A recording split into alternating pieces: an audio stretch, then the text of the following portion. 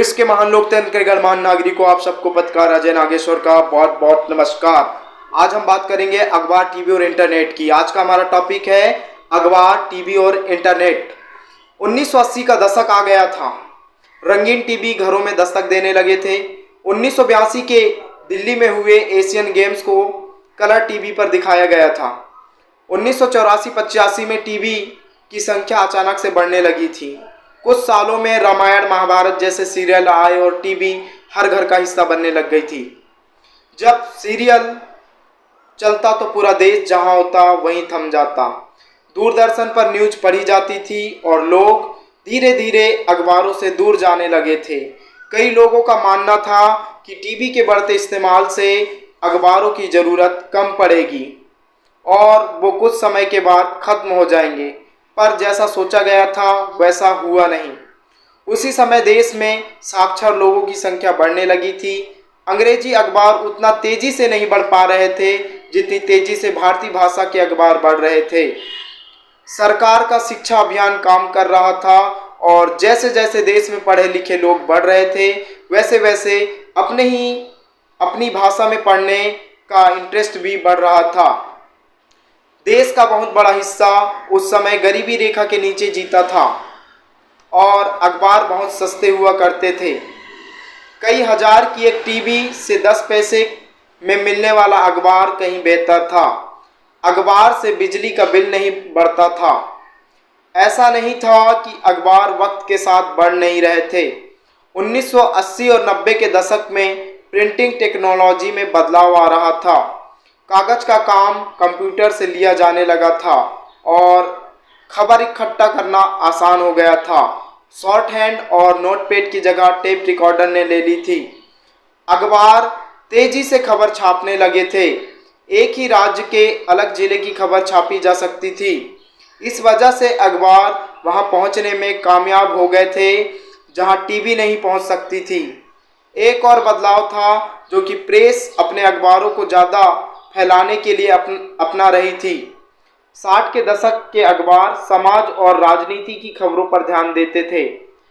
समय के साथ प्रेस को एहसास हुआ, बड़े और बूढ़े लोग तो उन्हें पढ़ते थे पर युवा पीढ़ी अखबार को ज़्यादा दिलचस्पी से नहीं पढ़ते थे। इसका तोड़ ये निकाला गया कि अखबारों में अब हर तरह की खबर छापी जाती थी। फिल्म, खेल, गॉसिप। अब एक अखबार में हर किसी के लिए कुछ ना कुछ था।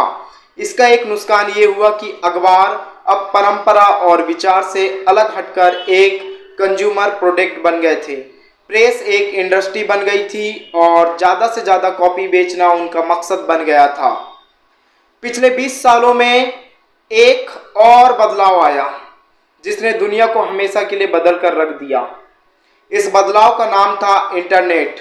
पिछले एक दशक में स्मार्टफोन ने हमारी जेब और दिमाग दोनों में घर कर लिया।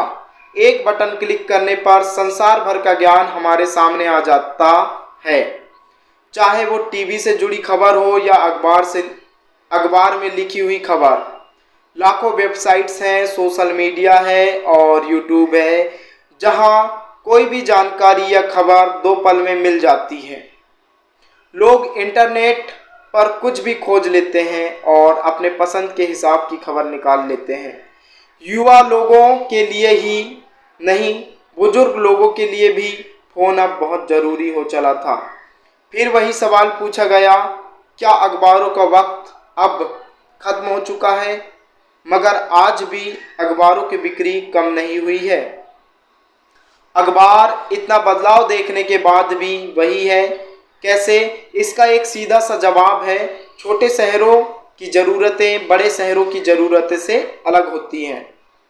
अखबार उनके साथ एक पर्सनल संबंध बना लेते हैं। अपने ज़िले का अखबार या मैगज़ीन होना एक टीवी चैनल होने से कहीं ज़्यादा आसान है। अखबार उनकी ज़रूरत और टेस्ट के हिसाब से लिखते हैं। लोगों को अपने आसपास की खबर रखने में बड़ा मज़ा आता है और अखबार उनकी इसी ज़रूरत को पूरा करते हैं। अखबार तो बोल नहीं सकते, उन्हें तो सिर्फ पढ़ा जा सकता है, पर शायद यही ताकत है लिखे हुए शब्दों की।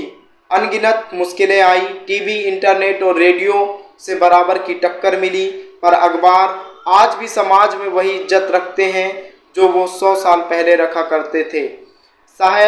शायद यही ताकत है प्रेस की। प्रेस ने अपने आप को बदलते समय के साथ बदल लिया। आज कई अखबार ऑनलाइन पढ़े जा सकते हैं। 2006 से 2016 के बीच के अखबारों की हर दिन की छापे जाने वाली कॉपी की संख्या 4 करोड़ से बढ़कर 6 करोड़ 30 लाख हो गई थी। सबसे ज़्यादा ग्रोथ हिंदी बोलने वाले राज्यों में पाई गई।